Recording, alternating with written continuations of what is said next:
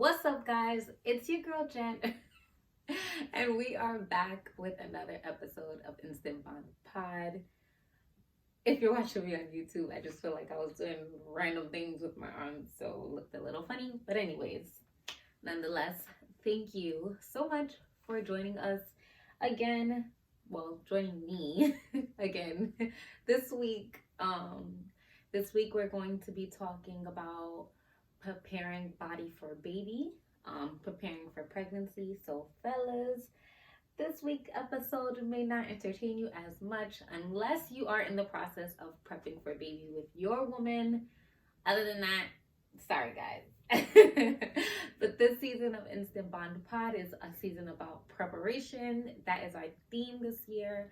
And last season I talked to you guys about wanting to be a mom, making that decision finally of wanting to be a mom, and Steven and I trying to come up with a plan on when we think is the best time to start trying to have a baby and how to prep ourselves for this, and what should our lifestyles look like, what goals do we want to accomplish before diving deep in this. So in this episode we are going to talk about how me and my husband, are preparing for baby, mostly me, because obviously my body. So how I'm prepping my body for pregnancy, and we're going to go through what CDC says is a great way to also prep for pregnancy, so that we have a little scientific data behind us, okay? It's not just me telling you what to do. These are facts, honey. These are facts. And surprisingly enough, when I went through the research, I noticed that these are a lot of things that I've already done. So I feel like I'm on the right track, y'all. I feel like, this might be the year that Jenny becomes a mommy. You never know. You never know. It's all in God's plan. All right, let's get into it. I'm on the CDC website, cdc.gov. And the first step that they say is to make a plan and take action. Like I mentioned already, that's something that Steven and I, my husband, and I have been doing. We definitely have had conversations on, what having a baby looks like for us, when having it makes the most sense for us, trying to figure out, do we want to move? Do we want to stay in our current apartment? Is it more important to buy a home first and then consider having a baby? We've talked about age, like my husband is very adamant of not having kids after 40, I think he said. So, that kind of puts the the timer on for me, because I was not really in a rush to have children, even though biologically women, we are more of a time clock. But he didn't want to have kids after 40 because he felt like he didn't want to be like older raising kids. He didn't want to have to risk not retiring and like having to stay on his job so that he can support our family and things like that. So I would say we've definitely come up with a plan and taken action on what steps we should be taking, how we want to navigate this new journey in our lives, and making sure we're on the same page. That is definitely like top key. There's been times where I'm ready and he's not, or he's ready and I'm not, but I think right now is the first time we're actually both like, we gonna do this? Yeah, we gonna do this. And so it feels really good to feel like I have a teammate in that area, and know that we're ready to go on this journey together. Step 2, they say, is to see your doctor. This is something I actually did as well. I was experiencing really horrible menstrual cycles. Like, I would get nauseous, I would throw up, I would be tired. I remember one time, like, I literally almost fainted on the bathroom floor. I would have the worst cramps that, like, I think I haven't experienced cramps like that since I was like 12 and I first got my period. So I knew something was wrong. I knew something wasn't right with me. I went to see my doctor, and she referred me to go do an ultrasound, and that's when I found out I have fibroids. Thankfully, my fibroids are small, so they're a little bit more manageable. However, they still can cause disruption when it's time to try to have a baby. So doing things to kind of minimize their growth, or make sure that they're not growing at like a rapid pace. So, they say like clean eating, less stress, which is why, and I've done like career changes. I've changed my eating. I don't eat meat. I haven't eaten meat in years, but I've done more like green juices and smoothies. If you follow me on Instagram, oh, excuse me, you'll see like I post sometimes my smoothies, my green juices. I'm eating more salads, just trying to incorporate more whole foods and less processed foods into my diet. For the new year, I'm doing dry January, so I'm not drinking any alcohol. I have cut out all dairy, so no ice cream, no chocolate, as much as it's been hard because Lord knows I love me a little ice cream or chocolate moment sometimes at night. But doing those things, I'm hoping can really help to see improvement in my fibroids, in the essence, like they don't grow. What else I've been doing for the month of January? That's pretty much it. Just making sure I'm eating clean, eating more whole foods, removing processed foods from my diet, no dairy, really just taking my nutrition 100% seriously, no cheat days and things like that, just being more conscious of my eating. And so far I feel really good. I feel like my cravings are starting to lessen. I don't feel the urge to eat chocolate or have ice cream as much, or like cheese. I love cheese. I love pizza.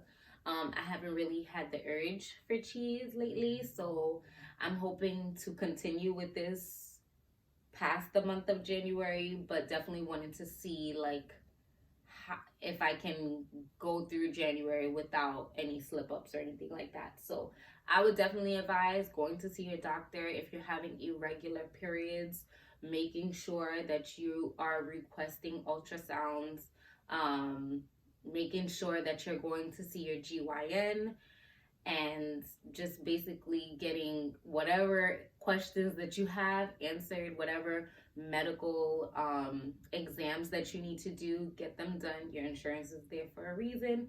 Hopefully you have insurance. If not, it's very important that you get some, because if you're prepping your body for baby, you need to know what's going on inside of you. You want to be prepared. You want to be aware. And obviously you can't prevent everything, but if you know from ahead, it just helps you to better plan going forward. All right, step 3, it says take 400 micrograms of folic acid every day.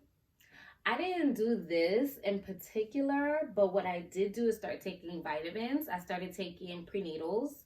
I started taking prenatals, vitamin C, zinc, and B complex.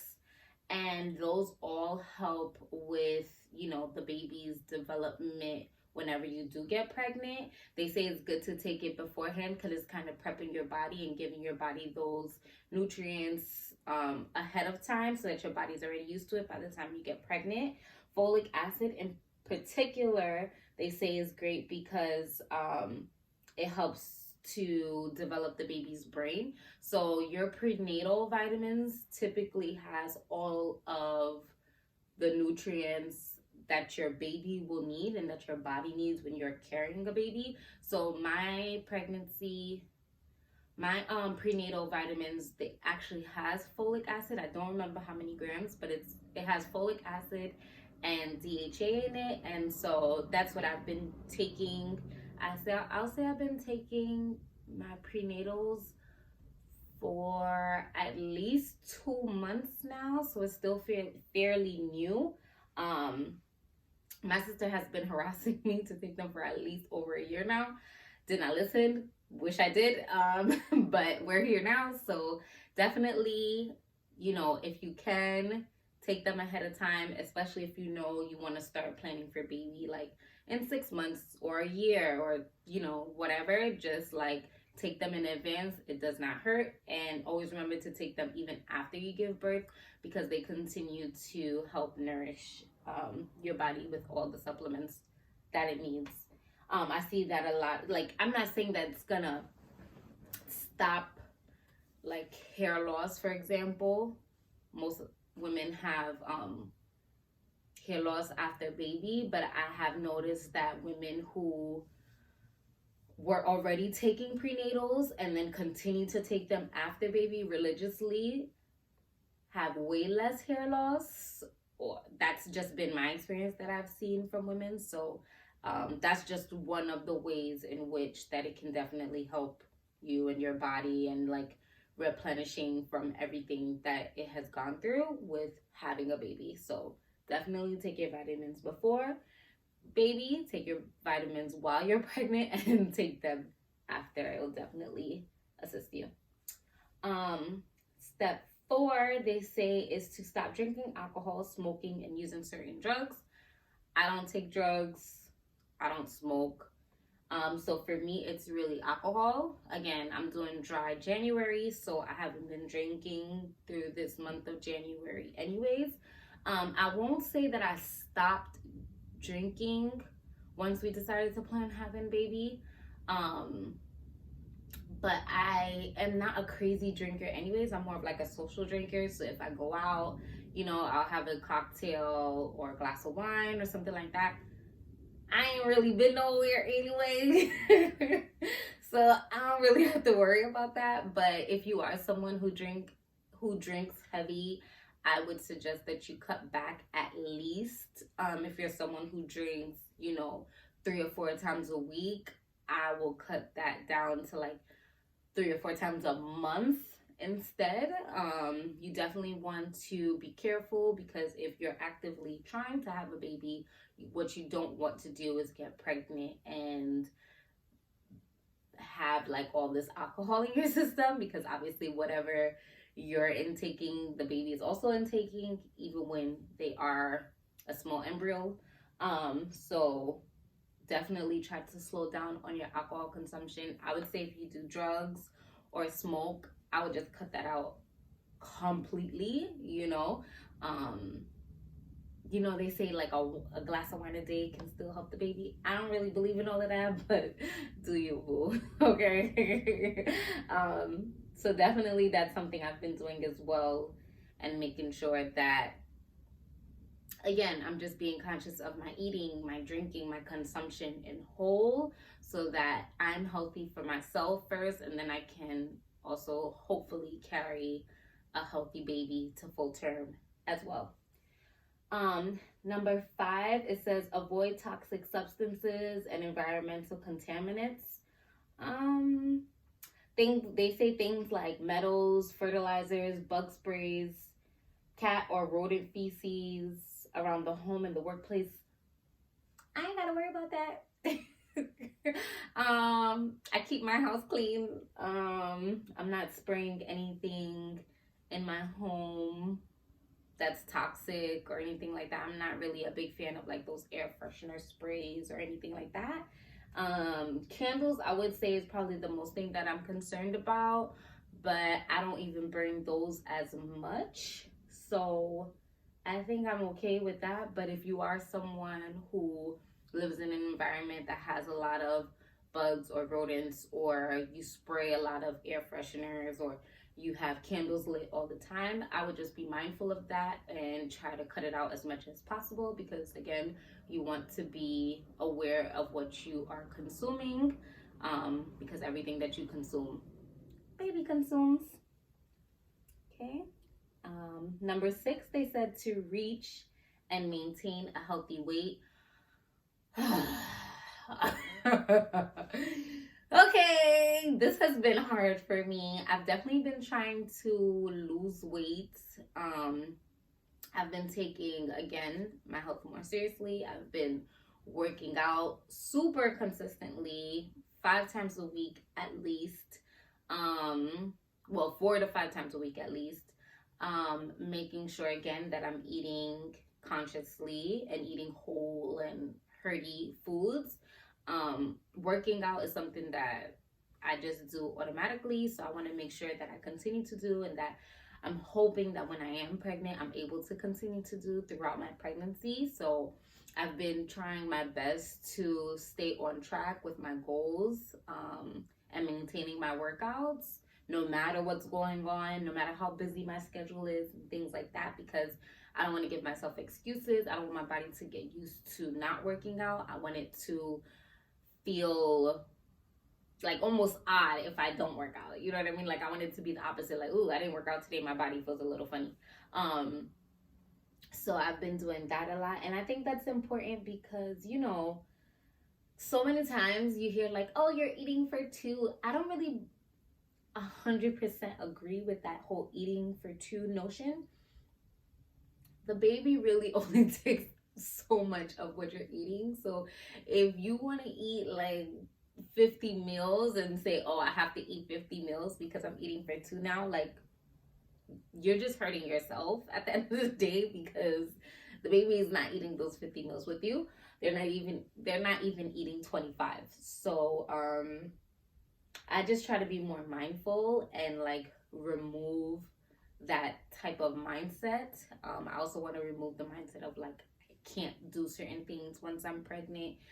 So I just want to make sure that, and like, obviously I want to do things with caution and talk to my doctor and make sure everything that I'm doing is okay. But I kind of just want to see how far I can go. You know what I mean? Like, when I get pregnant, I want to see like how much I can push my body. So in the meantime, I'm just pushing my body as much as I can, trying to reach my goal weight, goal strength, and things of that nature, so that when I get pregnant and have a baby, it's like my body can kind of bounce back as much as possible. Because, child, I'm looking for that snapback. I know it's not for everybody. I know, just deal with whatever and be happy that you have a healthy baby. I want a healthy baby and my body back, okay? So, definitely been working out to hopefully get that snapback that I want. Not everybody wants, but I want it, okay? Number 7 says learn your family history. This is not something I've done. This is not something that I think is something that's very important. It's not something that I'm really able to do, especially with both of my parents being deceased and me not being connected to my mother's side. So it's a little bit harder for me. But if you can, I would definitely say so. I know that when you are pregnant, I think like around your 7th month or 6 months, something like that. I remember my sister doing it. They run tests to see if there's any type of like disabilities or illnesses in your family that can be potentially harmful to the child. So you're gonna get those exams anyways if you're not able to get that information like me. But if you can get that information in advance, yeah, like, obviously do that shit. Okay. And number 8, it says get mentally healthy. This is the one for me. This is the one for me, okay? Because the way I've gone back and forth 50 million times on if I want or don't want to be somebody's mother is crazy. So definitely, once I made that decision, it calls for a lot of prayer. It's been calling for a lot of journal writing, a lot of conversations with my husband on the type of parent I want to be, the type of parent he wants to be to our child. Definitely has been a lot of conversations between me and my sister and me and my cousins about parenthood and motherhood and how they manage, and just talking to them about their hardships and the beauty and the pain of being a mother, and making sure that I'm making the right decision. So many times I see videos with like mothers saying how much they hate being a mom, although they love their children. And that's just something I really fear. Like, I don't want to hate the day-to-day task that it takes to be a mother. I want to make sure that I'm going into this with the most level head, with the most open mind, the most open heart, and knowing that, you know, my past experiences of being an auntie and a stepmother just doesn't compare to actually having your own child. And so, yeah, getting mentally healthy and mentally ready, I would say, is top tier. I've definitely been considering starting back therapy and seeing how, you know, I can navigate my feelings about motherhood with a therapist before having a child. And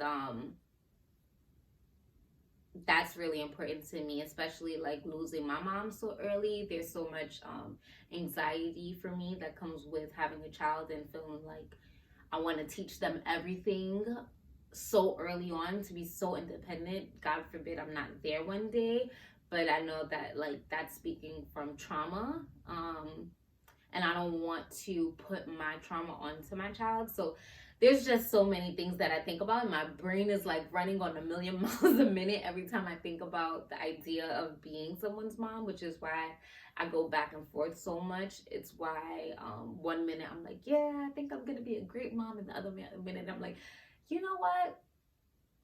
Auntie Jenny is just the perfect role for me. I don't need any kids. And so I know my husband's about sick of me because he is so excited for the possibility of having kids together.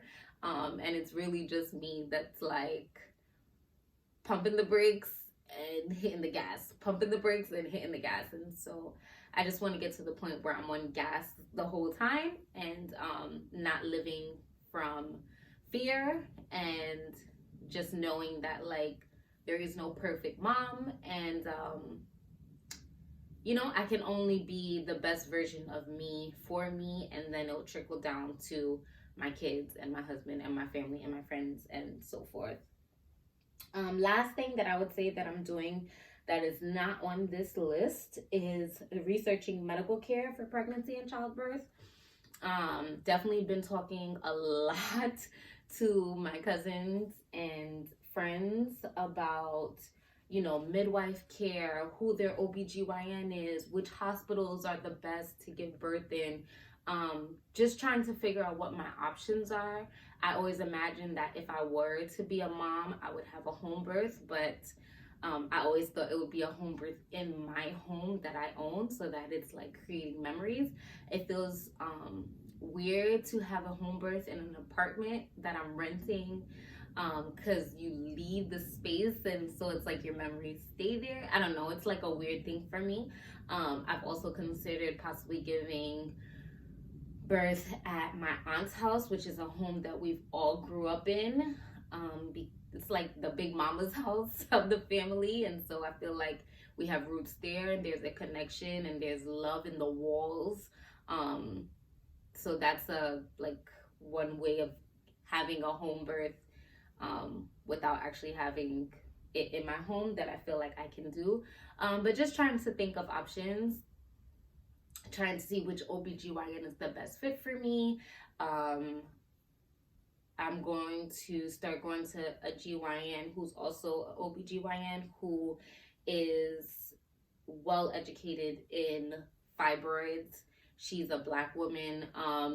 She's also really good with like women who deal with like infertility and things of that nature, and helping them to get pregnant and see their pregnancy through. And so I think working with someone like that can be awesome, because God forbid I start to have any issues once I become pregnant, it's like I'm dealing with someone who's already experienced. I've also been thinking about seeing like a midwife in the process, as my cousin has a midwife who's also an OBGYN, and so she sees her. And that's been an option for me as well, so that I don't have to switch over, or I don't have to deal with doctors arguing or feeling like there's conflicting information. And so I think that's very important if you know that you're in the process of trying to get pregnant, or if you're already pregnant and thinking about what your birthing options are. Definitely consider midwife, especially a midwifery, I think it is. Whatever. Definitely consider a midwife, because there's so many Black women dying in hospitals, and it literally gives me anxiety at the idea of giving birth in a hospital. It scares the shit out of me, and knowing that like there's a possibility that I can lose my life, there's a possibility that I won't be able to give birth naturally and have to have a C-section. And so I just feel like those chances are higher in a hospital, whereas like if you work with a doula and a midwife throughout your pregnancy, they're able to, oh, excuse me guys, they're able to show you tips and tricks that most doctors won't show you or don't know to show you on how to give birth naturally. Like, granted, there's risk factors, you know, ways in which some women literally cannot deliver naturally. And if you need a hospital, like, definitely go to a hospital. But if that's the case for me, I also want to make sure that I'm picking the best hospital to give birth at, and that I'm just really educating myself on all the options. And so I want to make sure that I am completely prepared once the time comes. So those are the things that I'm doing to prep myself for baby, to prep myself for pregnancy, to prep myself for, you know, post-prenatal care and things of that sort. We are going to take a break, and then we will pop back in for the question of the day. Okay, and we are back. And the question of the day, as you can see, I still have not found a title for this new segment, but working on it. Feel free to give me any suggestions. But anyways, the question of the day is going to be to the ladies, the mamas or the mamas to be. How do you or did you prep your body and mind for a baby? What are some things that you wish you would have done now that you've already had a child, maybe, or gotten pregnant, that you can share with another woman who is in her journey like me? So don't forget to sound off in the comments. I will be posting this on Instagram and TikTok as usual, as well as YouTube. You can always find us at InstantBondPod on all social media platforms. And don't forget, you can always email me with, you know, your answer for the question of the day, any suggestions or comments or help or guide that you want to give a hopefully soon to be mommy. My email address is instantbondpod@gmail.com. And I just want to thank you guys for continuing to support my podcast, to tune in, to listen, to tell a friend. And don't forget to tell a friend to tell a friend. I just appreciate it all and can't thank you enough. And if you are enjoying Instant Bond Pod, just make sure you comment and review wherever you're listening. Give it a rating, you know, only if it's a good rating. Any type of rating, comments, or reviews definitely help my platform to grow.